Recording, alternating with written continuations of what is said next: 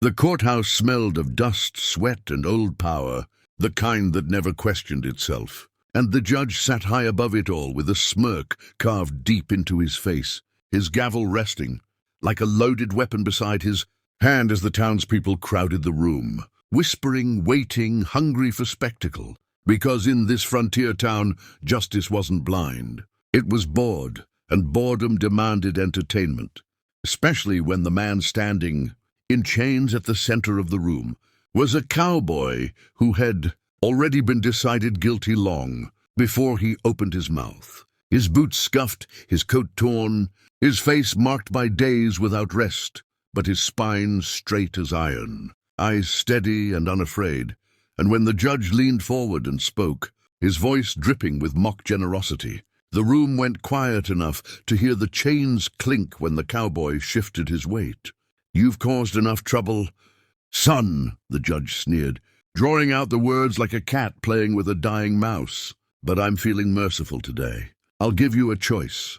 Pick any wife in this town, any woman you want, and I'll let you walk free." Laughter rippled through the benches, men nudging each other, women stiffening in their seats, because everyone knew what the offer really meant. It wasn't mercy, it was humiliation, a public reminder that women here were currency, prizes to be handed out by men in power, and the judge expected the cowboy to stammer, to blush, to beg, to point at some blushing girl, and accept the bargain like a grateful dog. But the cowboy didn't move, didn't smile, didn't rush, his gaze slowly lifting, scanning not the crowd of well-dressed daughters and church-going wives, not the women who avoided his eyes out of fear or calculation, but the far corner of the room where sunlight barely reached, where a young woman stood shackled to a post like an afterthought, wrists bruised raw, dress torn and stained, hair matted from neglect, her head bowed as if she had already accepted that the world had forgotten her,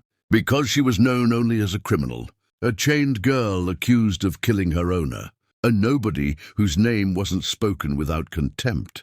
And when the cowboy's eyes settled on her, something changed in the air, a tension that crawled up spines and silenced whispers. The judge chuckled, amused, tapping his gavel lightly. "Well," he prodded, "make your choice."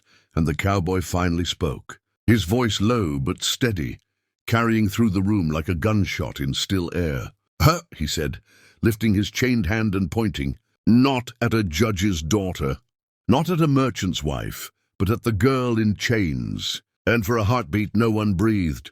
Then laughter exploded, loud and cruel. The judge throwing his head back as if this were the finest joke he'd heard all year, slapping the bench and wiping his eyes. "That one," he scoffed, leaning forward again. Eyes sharp now, dangerous. "That's not a wife. That's property. A murderer. A disgrace." Murmurs surged, people shaking, their heads, some smiling, some uneasy. And the chained girl didn't look up, didn't react, because hope was a thing that had punished her too many times before. But the cowboy didn't waver, his finger steady, his voice firmer now. "You said any woman. I choose her." The judge's smile thinned, irritation flickering beneath his amusement, because he hadn't expected defiance wrapped in obedience, hadn't expected the game to turn. And for a moment the courtroom hung between laughter and something else, unease, because the cowboy's choice wasn't lust or desperation, it was accusation, and the judge felt it, straightening in his seat, narrowing his eyes. "You realize," he said slowly, "she's worth nothing. She'll bring you trouble, shame. You walk out with her. You inherit her sins." The cowboy finally lowered his hand, meeting the judge's gaze without blinking. "Then they'll be mine to answer for." A murmur spread, quieter now, more confused, because men like this weren't supposed to exist. Men who chose burden over reward, men who didn't reach for comfort when it was offered on a silver tray. And the judge studied him, weighing whether this defiance was worth crushing outright, before shrugging with false indifference. "Fine," he said at last, banging the gavel. "Take her. You're free, both of you. But don't come crawling back when she ruins you." The chains were unlocked with reluctant hands, metal hitting the floor with a sound that made the girl flinch as if struck. And when she finally lifted her head, her eyes met the cowboy's for the first time. Wild guarded disbelieving, as if she were staring at a mirage that would vanish if she blinked. And he didn't smile at her, didn't touch her, just nodded once respectful, like she was already his equal. And that small gesture did something inside her that years of cruelty hadn't managed to kill completely.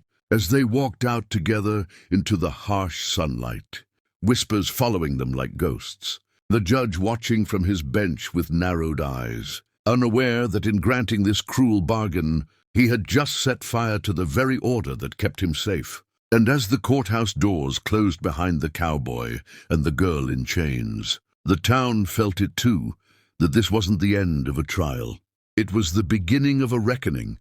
And if you want to know what happens when a man chooses justice over comfort, when a broken girl is given not pity but partnership, and when power underestimates resolve, then stay with this story, because Chapter 2 will change everything. And if you don't want to miss it, subscribe now, because the next chapter is where the truth bleeds into the open.